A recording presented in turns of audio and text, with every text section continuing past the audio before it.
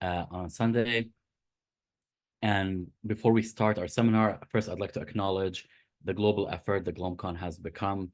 We're with a huge network of um, specialists, and now with a GlomeCon dedicated conference, really this GlomeCon has become such a global sensation. And so we want to thank all of our participants, those behind the scenes that make things work. And today we'd also like to take a moment to thank one of our corporate sponsors, Travere Therapeutics. Travere Therapeutics is a biopharmaceutical company whose mission is to identify, develop, and deliver life-changing therapies to people living with rare diseases, including kidney disease. And they've had a recent approval of their medication sparsentan, which adds more options for people living with IgA nephropathy.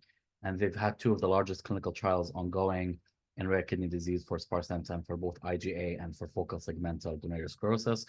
And so we're thankful for their support, and we're thankful for your support with attending the sessions and helping keep these sessions active and interactive. So without further ado, I'm gonna stop sharing, and then I'm going to introduce our speaker for today. We are lucky today to have Dr. Anuja Java with us today to teach us about complement disorders. So Dr. Java, we're so excited to have you with us. I'm sure we're going to learn so much from you, and the floor is yours. Thank you. Awesome. Thank you, Ayman. It's really a pleasure to be here. And you rightly said GlomCon's come up in a big way, and I'm always excited to be a part of it. So thanks for inviting me today. The topic I've been assigned is to talk about complement disorders and kidney transplantation. These are my disclosures. And for the outline today, really, Ayman actually sent me a list of questions that I've put down as my objectives, because I asked him, what is it that you want me to talk about?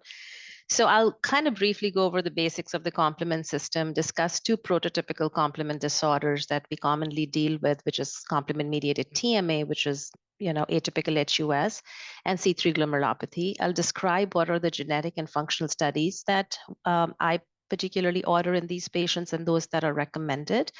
Also talk about how do you risk stratify these patients to define who should be given prophylactic therapy, what is the risk of recurrence, and also kind of understand when to use it. And even though I may not go into the detail, I'm happy to talk about the specifics of how we do prophylaxis for some of these.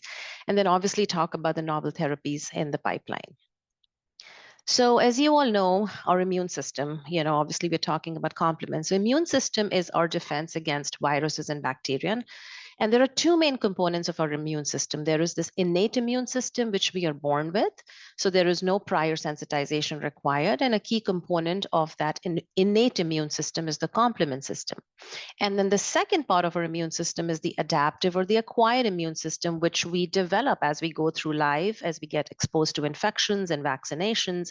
And a key component of that adaptive or acquired immune system is the antibodies.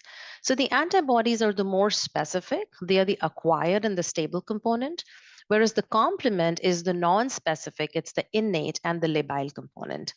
And complement, really, the term came from the thinking that it complements the function of the antibodies, and that's kind of some historical perspective.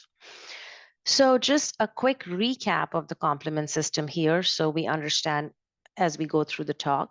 You're also already familiar that there are three main pathways that activate the complement system. There is the classical, the lectin, and the alternative pathway. So the classical pathway is activated whenever an antibody recognizes a foreign antigen. The lectin pathway is similar to the classical pathway, and it's activated when lectins, which are proteins, identify certain carbohydrate patterns on the surface of a bacteria. The alternative pathway is distinct from these two because it does not require a trigger to get activated.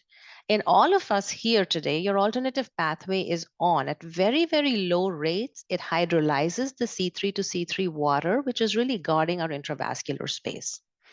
Now, one common goal of the three pathways is to form an enzyme, which is called the C3 convertase. That enzyme converts C3 to C3b. C3b is believed to be the central molecule of the pathway because it opsonizes the bacteria, the immune complexes, and gets them ready for phagocytosis and removal. When C3b is formed, C3a is released, which is an anaphylotoxin, which brings in inflammatory mediators to the site of injury. Another important thing to remember is that